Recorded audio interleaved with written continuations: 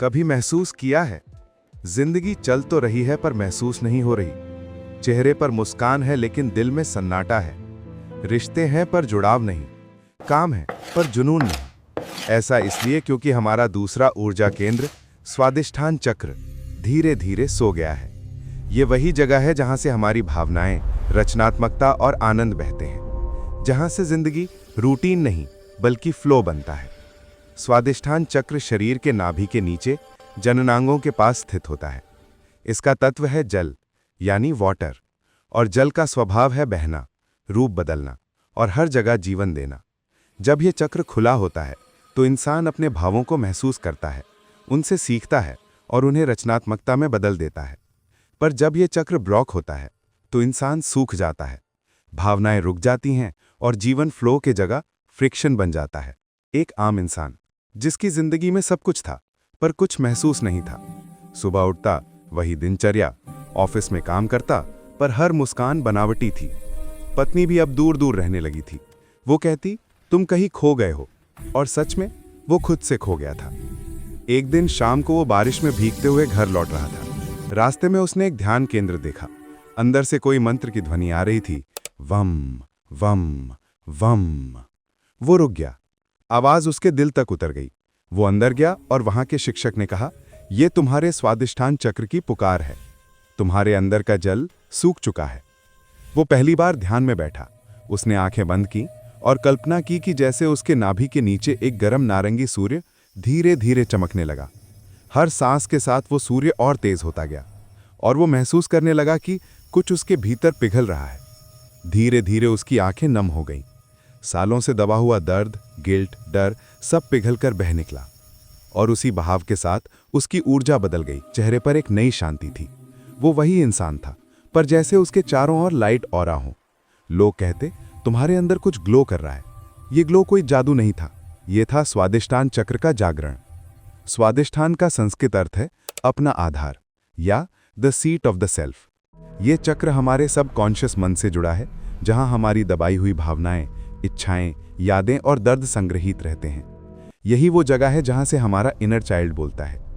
जब हम अपनी भावनाओं को दबाते हैं, मुझे गुस्सा नहीं करना चाहिए, मुझे रोना नहीं चाहिए, मुझे ऐसा महसूस नहीं करना चाहिए, तो यह चक्र धीरे धीरे बंद होने लगता है। पर जब हम उन्हें स्वीकार करते हैं तो यह चक्र खुलता है और उसी क्षण से जिंदगी में फ्लो वापस आ जाता है। अगर यह चक्र बंद हो तो आपको छोटी छोटी बातों पर गुस्सा या शर्म महसूस होती है। आप ओवरली इमोशनल या बिल्कुल कोल्ड बन जाते हैं। सेक्सुअल फ्रस्ट्रेशन या गिल्ट बढ़ता है। रिश्तों में बार बार डिस्टेंस आता है। क्रिएटिविटी सूख जाती है। जीवन डल और रिपीटेटिव लगने लगता है। अगर ये चक्र संतुलित हो तो आप भावनाओं को हेल्दी तरीके से व्यक्त करते हैं। रिश्तों में वार्मथ और फ्लो आता है। आपकी सेक्सुअल एनर्जी क्रिएटिव एनर्जी में बदल जाती है। आप ज्यादा खुश, स्पॉन्टेनियस और अलाइव महसूस करते हैं।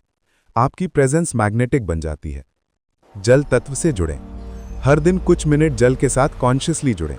नहाते वक्त कल्पना करें कि पानी आपके अंदर की सारी जड़ता धो रहा है। 2. ध्यान यानी मेडिटेशन। आंखें बंद करें, ध्यान नाभि के नीचे केंद्रित करें और विजुलाइज करें वहां एक गर्म नारंगी ऊर्जा का गोला घूम रहा है। हर सांस के साथ कहें, वम वम वम।